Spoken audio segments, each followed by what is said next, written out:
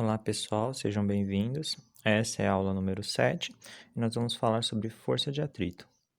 Lembra quando a gente falou sobre a primeira lei de Newton, né? A lei da inércia?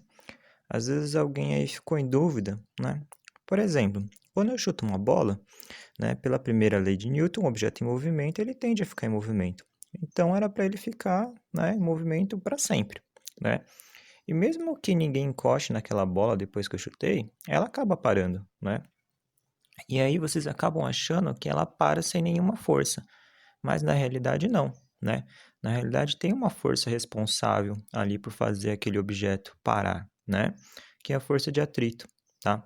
Por mais que ninguém encoste na bola, né? Mas o ar está encostando com a bola, né? A grama, o piso, né? Tudo está encostando com a bola, né? Então toda vez que há esse contato, existe uma força de atrito. Bom, então força de atrito, né, é uma força de contato que atua sempre que dois corpos entram em choque, tá bom?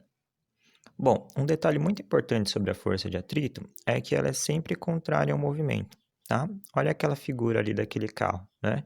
Então, o carro está indo para frente, ali é o movimento dele, e a força de atrito está para trás, tá?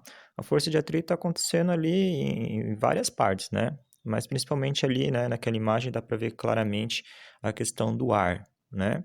Também tem a questão do chão também, né? O atrito com as rodas, tá bom?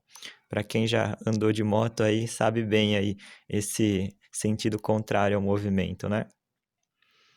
Bom, agora eu queria falar com vocês sobre o cálculo da força de atrito. Como que a gente calcula uma força de atrito? Praticamente, né, como todas as forças, a segunda lei de Newton, massa vezes aceleração.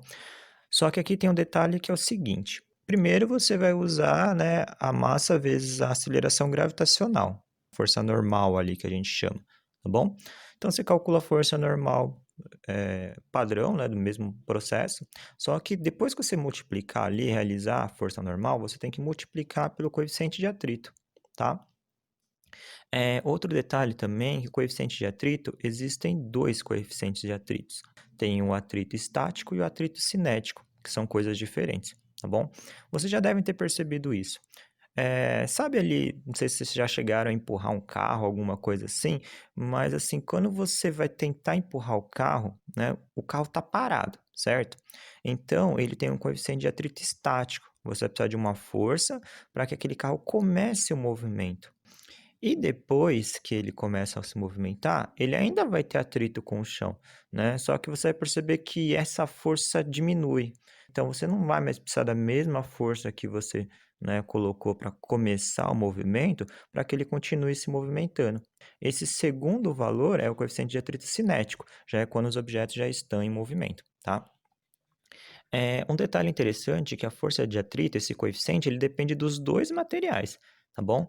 Depende do material, dos dois materiais que estão se encostando ali, né? Eu coloquei aqui uma tabelinha, alguns exemplos, tá bom? A borracha sobre o concreto, né? Para começar a se movimentar é 1, depois começou a se movimentar é 0,8. Madeira com madeira, então é mais fácil, né? 0,4 e depois 0,2. Percebeu que sempre depois que ele começa a se movimentar fica mais fácil, né?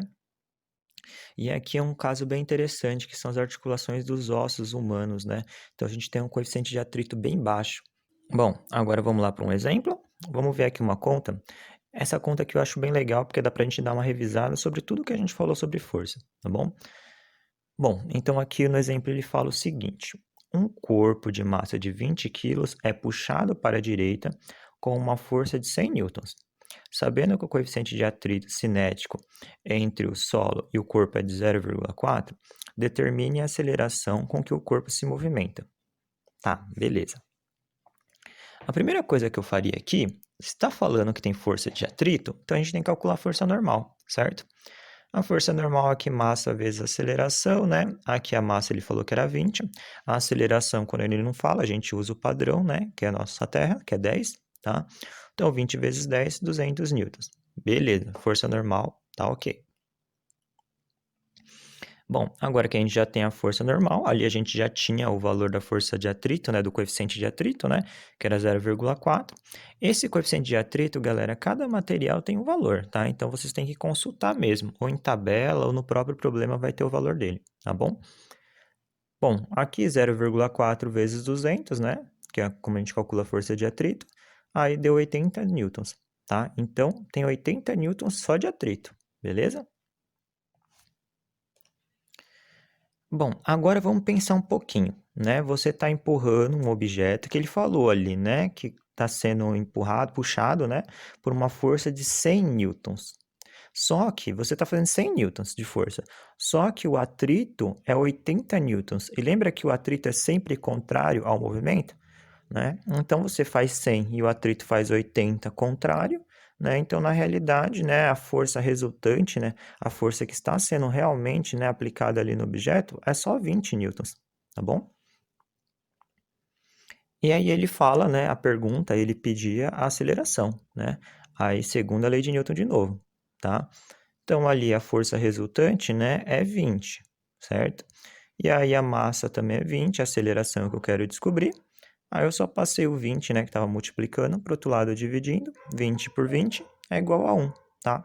Aceleração, né, metros por segundo quadrado, beleza? Bom, essa foi a aula sobre a força de atrito. Espero que vocês tenham entendido. Qualquer dúvida é só vocês mandarem uma mensagem ou participarem das aulas síncronas. Bons estudos e até a próxima!